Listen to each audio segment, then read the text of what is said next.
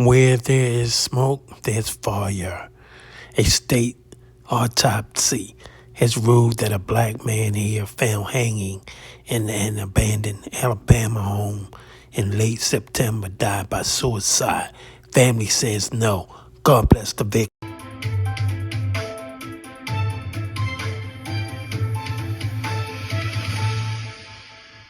In an abandoned house 7 months after he filed a federal police brutality lawsuit, Colbert County Sheriff Eric Ballantyne confirmed to ABC News that a state autopsy ruled 39-year-old Denoris Richardson died by suicide in September.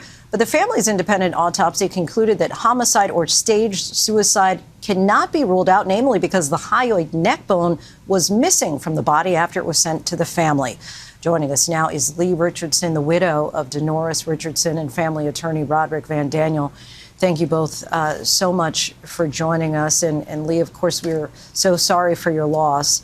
The sheriff told ABC News the state forensic department removed the bone from your husband's body before the private autopsy and called it standard procedure. What explanation have you been given? Actually, I have not been told anything. I haven't spoken to any of the authorities, even since I've gotten my autopsy back. That is very questionable to me with that being missing. I know that is standard procedure, but it definitely needs to be accounted for. And I also think that it needs to be made available to Dr. Shakur. And also with the crime scene photos, the rope, there are several pieces of evidence, of key evidence that should have been examined and should still be examined and investigated for a thorough investigation. The sheriff told ABC that he, along with the FBI, who's investigating, stand by the findings that ruled your husband's death a suicide. What do you think happened to your husband? In all honesty, I'm not 100% sure, but I do know 100% that he did not commit suicide. Denoris, since an infant, had chronic asthma and COPD. All of his life, he's been very scared and kind of anxiety. He would have anxiety attacks if he couldn't breathe. He kept his rescue inhaler on him at all times.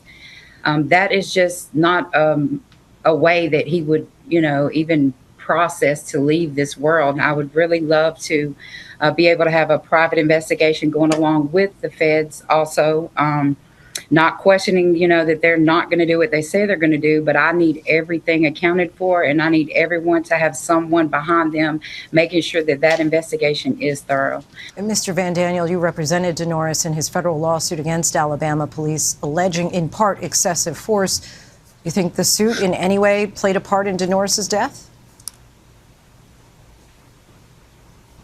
To me, the suit is a part of a long precedent of the community and for the black citizens being harassed in the community. And maybe not, but the whole investigation is suspicious to me. And why wasn't the private medical examiner given the rope,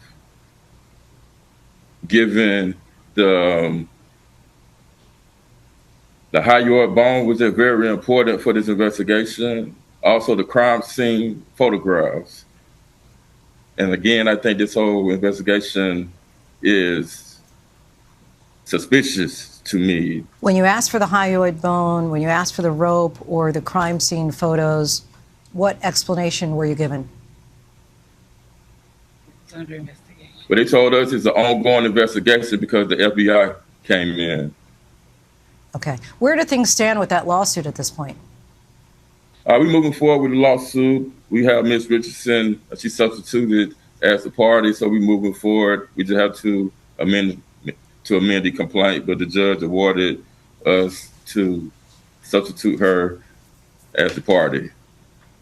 And Lee, what would you like people to know about your husband, Denoris, as a father, as just a friend? He was a wonderful man.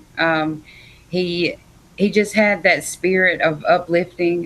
He never was negative in any way. He is the person that any friend or family member would go to for just solid advice. He's going to call it ace a ace, a deuce a deuce. He was just a very real person. He was very spiritual.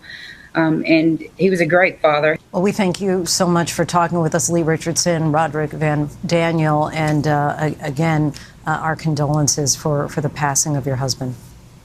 Thank you so much for having us.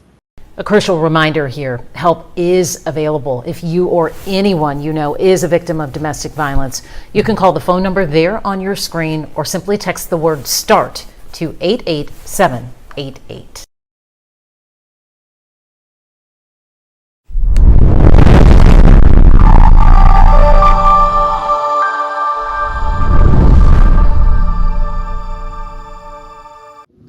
Thanks for watching.